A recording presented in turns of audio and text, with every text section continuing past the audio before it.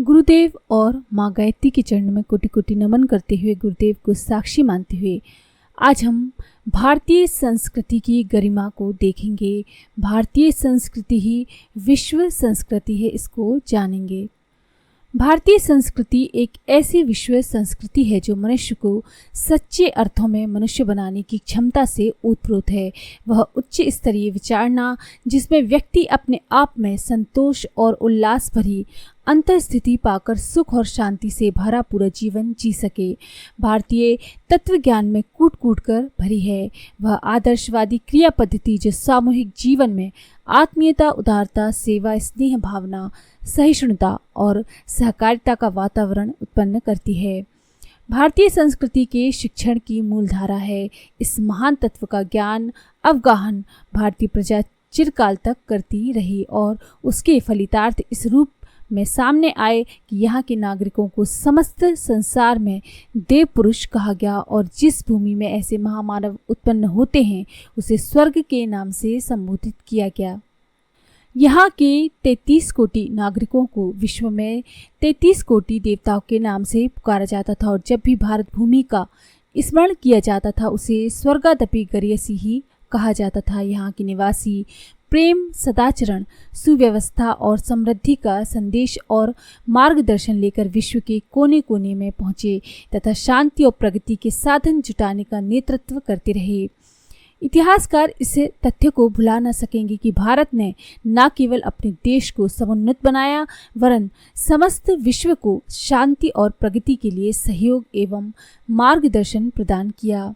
इस देश के नागरिक कि ये उच्च भूमिका इसलिए संभव हो सकी कि उन्होंने महान भारतीय संस्कृति को हृदयंगम किया है, उसका महत्व समझा और स्वीकार किया था कि यही दार्शनिक पथ मानव जीवन के लिए श्रेष्ठतम है। इस आस्था को क्रियान्वित करने की सुदृढ़ निष्ठा ही हमारी ऐतिहासिक महिमा तथा गरिमा का एकमात्र कारण है। भारतीय संस्कृति किसी वर्ग, संप्रदाय या देश जाति की संकीर्ण परिधियों में बंधी हुई सांप्रदायिक मान्यता नहीं है, न किसी व्यक्ति विशेष या शास्त्र विशेष को आधार मानकर उसकी रचना की गई है। सार्वभौम्य मानवीय आदर्शों के अनुरूप उसका सृजन हुआ है और देश काल पात्र के अवरोध से उसमें हेर फेर करना पड़े ऐसी त्रुटि नहीं रखी गई है। उसे निसंकोच, सार्वभौम, सर्वकालीन और शाश्वत कहा जा सकता है। दूसरे शब्दों में भारतीय संस्कृति को हम विश्व मानव के सदैव प्रयोग में आ सकने योग्य चिंतन प्रक्रिया या कार्य पद्धति भी कह सकते हैं। इस स्वरूप के कारण ही उसे भूतकाल में समस्त संसार ने देखा, सराहा और स्वीकार किया था।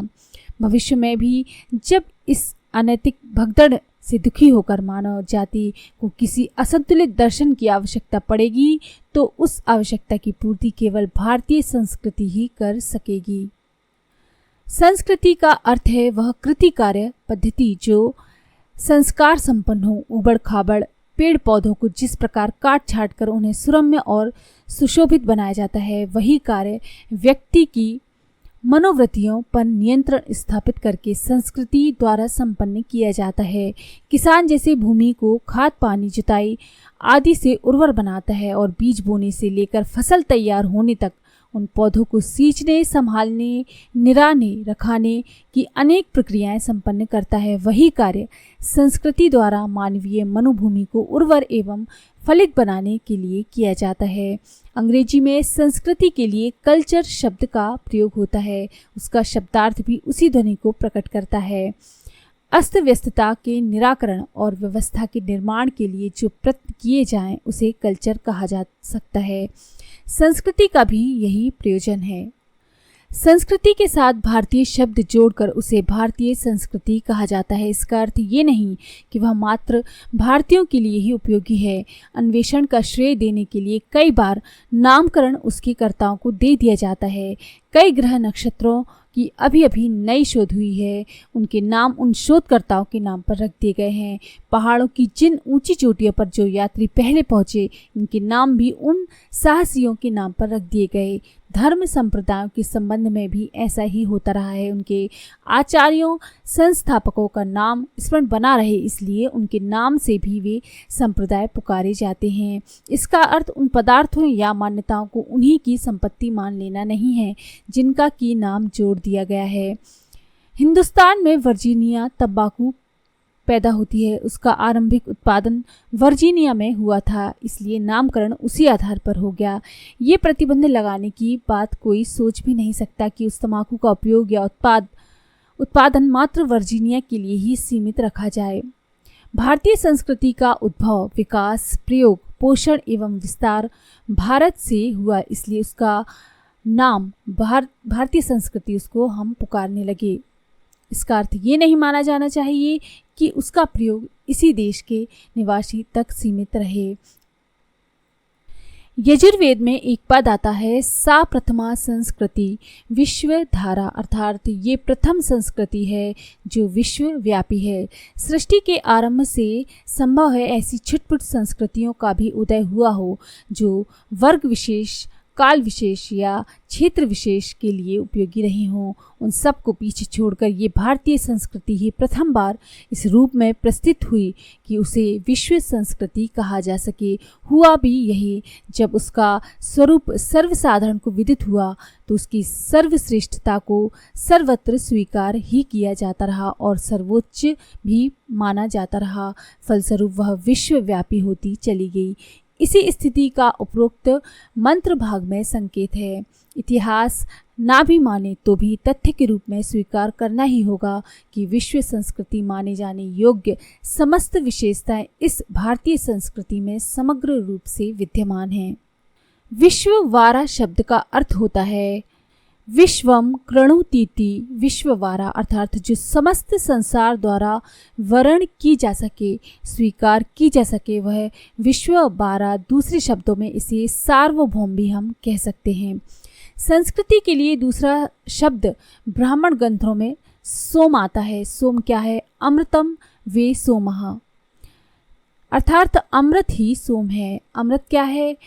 ज्ञान और तप से उत्पन्न हुआ आनंद अमृत है। इस प्रकार भारतीय संस्कृति का तात्पर्य उस श्रद्धा से है जो ज्ञान और तप की, विवेक युक्त सत्प्रयत्नों की ओर हमारी भावना और क्रियाशीलता को अग्रसर करती है। इस संस्कृति को जहाँ जितनी मात्रा में अपनाया गया, वहाँ उतना ही भौतिक समृद्धि और आत्मिक विभूति का अनुभव आस्वादन किया गया है। आवश्यकता इस बात की थी कि राजनैतिक गुलामी से मुक्त होकर हम सांस्कृतिक दासता से भी मुक्त होने का प्रयत्न करते, पर इस दिशा में कुछ किया ही नहीं जा सका। इसे अपना दुर्भाग्य ही कहना चाहिए। विदेशी आक्रमण के दिनों में ये स्वाभाविक था कि शासक लोग अपने पराधीनता पाश को चिरस्थायी बनाए रहने के लिए राजनीतिक साम दाम दंड भेद से अधिक प्रयत्न भावनात्मक दास्ता स्वीकार करने के लिए करते। ऐसा हुआ भी। अपने तत्व दर्शन को भ्रष्ट, विकृत और अनुपयोगी बनाने के लिए मुसलमानी समय में पंडितों और साधुओं द्वारा अनेक प्रकार की ऐसी भ्रांतियां जोड़ी गईं जो व्यक्ति को दिशा भ्रम की ओर ले जा सकती। सोचा ये गया होगा कि अनाचार के विरुद्ध संगठित विद्रोह ना उठ खड़ा हो, इसलिए भाग्यवाद, संतोष की महत्ता, ईश्वर इच्छा, पलायनवाद, मायावाद, कर्म संन्यास जैसे तथ्यों में मिलाकर जनमानस को मूर्छित और कायर बना दिया जाए। इसी प्रकार अंग्रेजी शासन काल में भारतीयों को काले अंग्रेज बनाने के लिए अंग्रेजी शिक्षा के साथ साथ अंग्रेजी संस्कृति को भी घुला दिया गया, ताकि भारतीय संस्कृति की महानता कहीं इन देशवासियों में फिर स्फुरना पैदा ना कर दे और चंगुल में आई शिकार फिर पंजे से छूटकर भाग ना जाए।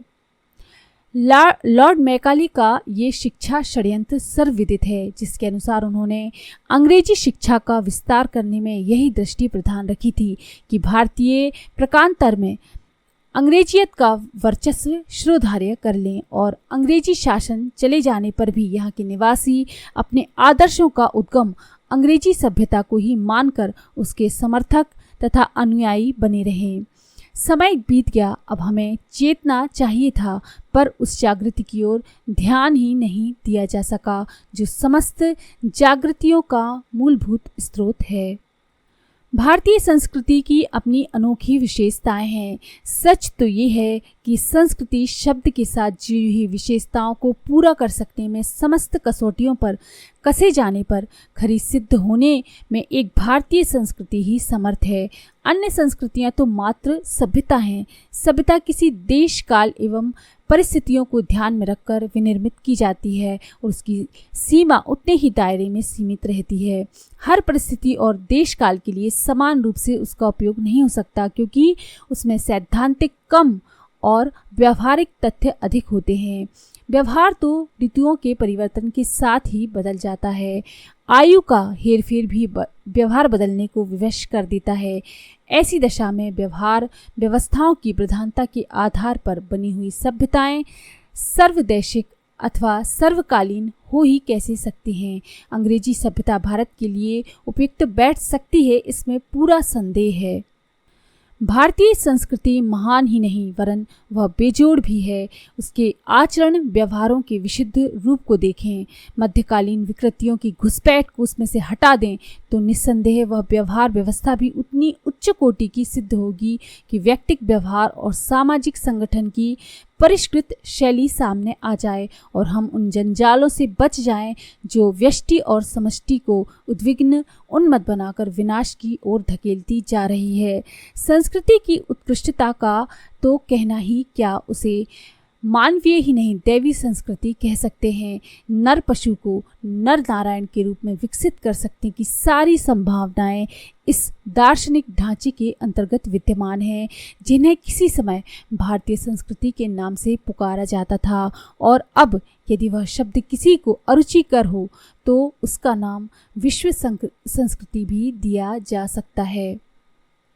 धर्म, अध्यात्म, ईश्वर, जीव, प्रकृति, परलोक, पुनर्जन्म, स्वर्ग, नरक, कर्म, अकर्म, प्रारब्ध, पुरुषार्थ, नीति, सदाचरण, प्रथा, परंपरा, शास्त्र, दर्शन आदि मान्यताओं के माध्यम से भारतीय संस्कृति मनुष्य को चरित्रवान, संयमी, कर्तव्यपरायण, सज्जन, विवेकवान, उदार और न्यायशील बनने की प्रेरणा देती है।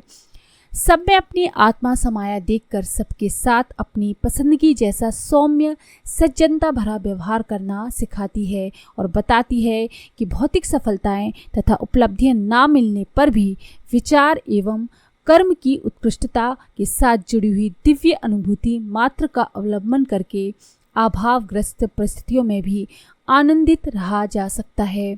अधिकार की उपेक्षा, कर्तव्य की प्राथमिकता, आलस्य और अवसाद का अंत और प्रचंड पुरुषार्थ में निष्ठा, अपने लिए कम दूसरों के लिए ज़्यादा, यही तो भारतीय संस्कृति के मूल के आधार हैं, जिन्हें शास्त्र और पुराणों के विभिन्न कथनों द्वारा अनेक पृष्ठभूमियों में प्रतिपादित किया गया है। ये मनुष्य को पूर्ण मनुष्य बनाने की एक नेतृत्व विज्ञान, मनोविज्ञान, नीतिशास्त्र और समाज विज्ञान की एक परिष्कृत एवं समन्वित चिंतन प्रक्रिया है, जिसे भारतीय संस्कृति के नाम से जाना पहचाना जाता है। व्यक्ति और समाज की विश्वव्यापी समस्याओं का समाधान करने के लिए उस संस्कृति का आश्रय लिए बिना कोई मार्ग नहीं, जिसे भारतीय संस्कृति कहा जाता है, और दूसरे शब्दों में उसे विश्व संस्कृति भी कह सकते हैं। तो ये है हमारी भारतीय संस्कृति की शान और गरिमा, और उद्देश्य क्या है उसके, ये आप समझ ही गए होंगे। तो इस तरह से अपनी संस्कृति को अपनाइए। अपनी संस्कृति के बारे में जो भी झूठी अफवाह फैली हुई हैं उनसे दूर रहिए। और अगर आपको ये जानकारी पसंद आई तो प्लीज़ लाइक करें, शेयर करें, सब्सक्राइब करें मेरे चैनल को। धन्यवाद।